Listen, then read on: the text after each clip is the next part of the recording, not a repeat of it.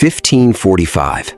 The Andes Mountains of Bolivia, 13,000 feet above sea level. A man named Diego Gualpa is searching for a lost llama on a mountainside when he stumbles onto something that will change the entire world. The mountain beneath him contains the largest deposit of silver ever discovered in human history. Within a decade, Potosí, the city built at the foot of this mountain, becomes the largest city in the Western Hemisphere, larger than London, larger than Paris. A city of 200,000 people running day and night, producing silver around the clock. Over the next 250 years, this one mountain will produce more silver than the rest of the world combined. 80% of all the silver mined on Earth will come from Spanish territory in the Americas. Spain should have become the wealthiest civilization in human history. Instead, the Spanish crown declared bankruptcy 14 times. 14! The richest empire on Earth, the most productive silver mine in history. 14 bankruptcies. This is the story of the greatest financial paradox in history, and the 5 wealth mistakes that turned a mountain of silver into a national catastrophe. To understand what happened to Spain, you need to understand what happens when you inject an enormous amount of money into an economy very quickly.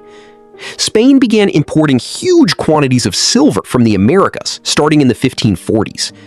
This silver entered the Spanish economy as currency, the famous Spanish real, the piece of 8, which became the world's first truly global currency, used from Manila to Amsterdam to Beijing. As more and more silver flooded into Spain, the amount of money in circulation grew dramatically. More money chasing the same amount of goods produces only one result: prices rise. This is basic economics, but the scale of what happened in Spain was unprecedented. Between 1500 and 1650, prices across Spain increased by approximately 400%. Food, clothing, manufactured goods, labor, everything became dramatically more expensive. For ordinary Spaniards, the flood of silver made daily life harder, not easier. Their wages rose, but prices rose faster. The purchasing power of ordinary people actually declined as silver poured into the country. Economists today call what happened to Spain the price revolution, one of the most significant and least understood economic events in modern history. Meanwhile, the silver that was supposed to make Spain rich was flowing out of Spain almost as fast as it arrived, to pay for imports, to fund wars, to service the enormous debts Spain was perpetually accumulating. The first rule, violated completely. More money is not more wealth. Wealth is productive capacity. Money is only the representation of wealth. Flood an economy with money faster than it grows its productive capacity, and you don't get richer, you get inflation. The silver mountain made everything Spain bought more expensive, while funding the ambitions of everyone Spain owed money to. Between 1557 and 1696, the Spanish crown declared bankruptcy 14 times. How is this possible for an empire with a silver mountain? The answer is expenditure. The Spanish Habsburgs ran an empire that required military spending on a scale that dwarfed any previous government in history. The 80 Years' War in the Netherlands, Spain trying to suppress a Protestant rebellion in its most profitable European territory, lasted from 1568 to 1648 and cost an estimated 100 million ducats over 80 years. The war against the Ottoman Empire, the Armada against England, religious wars in Germany as part of the 30 Years' War, maintaining garrisons across Italy, the Americas, the Philippines, and the Caribbean simultaneously. Every war was financed by borrowing, primarily from German banking houses, most famously the Fugger family of Augsburg. The silver from Potosí arrived in Spain. It immediately left Spain to repay debt with interest. Then Spain borrowed more to fund the next war, repaid with the next silver shipment, borrowed again. 14 times the amount owed exceeded the amount arriving, and Spain declared bankruptcy, restructuring its debt, converting loans into long-term bonds, promising to pay later and later and later. The second rule, violated completely. Revenue means nothing if expenditure grows faster. Spain had the greatest natural revenue in the world and spent every cent and more. 14 times. The lesson is permanent. An income without a budget is a countdown. Here is the darkest irony of Spanish silver, and the most important detail almost nobody teaches. When Spain declared bankruptcy, it did not simply stop paying all its debts. It restructured, negotiating with its creditors, converting short-term loans into long-term bonds called juros. The Fugger banking family of Augsburg, who would finance Charles V's election as Holy Roman Emperor, essentially buying the most powerful political position in Europe, were Spain's primary creditors for decades. When Spain couldn't pay, the Fuggers received juros, Spanish government bonds paying guaranteed interest. These bonds were backed not by Spain's general revenue, which was unreliable, but specifically by silver arriving from the Americas, earmarked before it even touched Spanish soil. The silver from Potosí would leave the Americas, arrive at the Spanish port of Seville, and immediately be transferred to Fugger agents, before the Spanish government could spend it on anything else. Spain was a silver pipe. The Americas produced it at one end. The Fuggers collected it at the other. Spain got the wars in the middle. The third rule: debt backed by your primary revenue source means your creditors own your income before you do. The Fuggers structured their loans so that Spanish silver paid them first. Spain never actually controlled its own silver. The Fuggers did. While Spain was drowning in silver and debt, the Netherlands, which Spain was simultaneously trying to reconquer at enormous expense, was doing something completely different. The Dutch had no silver mines, no colonies in 1568, a small waterlogged country with limited agricultural land, and essentially no natural resources.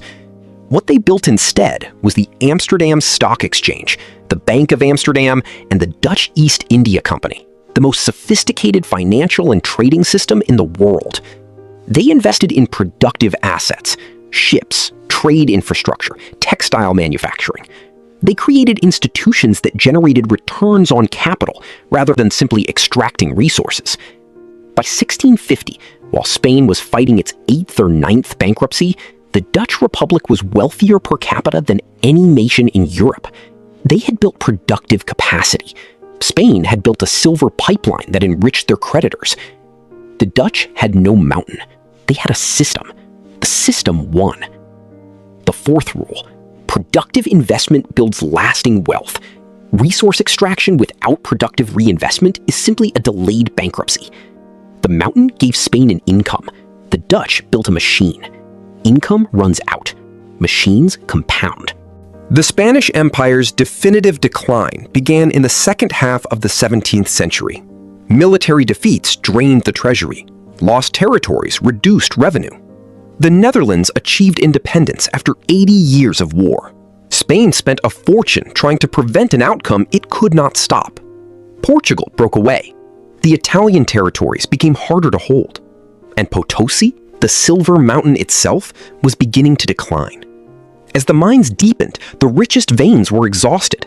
Extraction costs increased as yields fell. By 1700, Potosí was producing a fraction of its peak output. The silver pipeline was narrowing. The debts were not.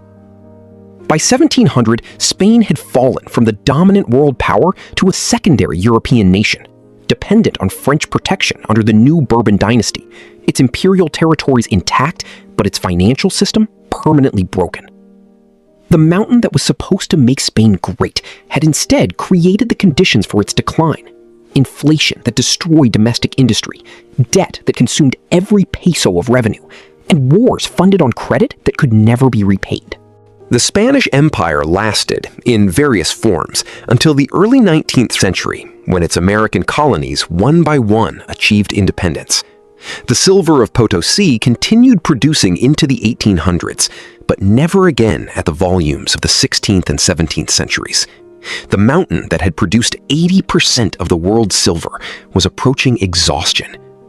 Today, Potosí is one of the poorest cities in Bolivia. The mountain that once funded the largest empire on Earth sits largely hollowed out above a city that has never recovered from the centuries of extraction that passed through it without leaving lasting wealth behind. That is the final lesson of the Spanish Silver Empire. The silver passed through Bolivia. It passed through Spain. It passed through the Fuggers and the wars and the bond markets of Amsterdam and London. It passed through the global economy in the form of inflation, trade, and debt repayment. And at the end of it all, after 150,000 tons of silver and 14 bankruptcies and the largest empire in history, almost nothing remained where the silver came from. Because wealth is not a substance. You cannot dig it out of a mountain. Wealth is a system, built, maintained, reinvested, and protected. Spain had the mountain. The Dutch had the system. The Dutch won. That is the Spanish Empire Wealth Code. I'm the Money Chronicle, decoding the wealth secrets history forgot to teach you. Subscribe now, and I'll see you in the next video.